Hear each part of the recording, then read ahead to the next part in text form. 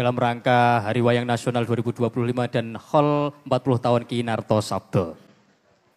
Salajengipun badhe kalampahan pagelaran wayang kulit dening Kanjeng Raden Arya Tumenggung, Ki Haji Gunarto Guno Talijendro SHMM. Ananging saderengipun pagelaran kawiwitan badhe kalampahan pasrah tampi wayang saking Bapak Untung Wiono minangka Ketua Pepadi Provinsi Jawa Tengah. Katur dumateng Ki Guno Talijendro, Bapak Widodo Broto Sejati ugi Bapak Untung Wiono kula sumanggaaken.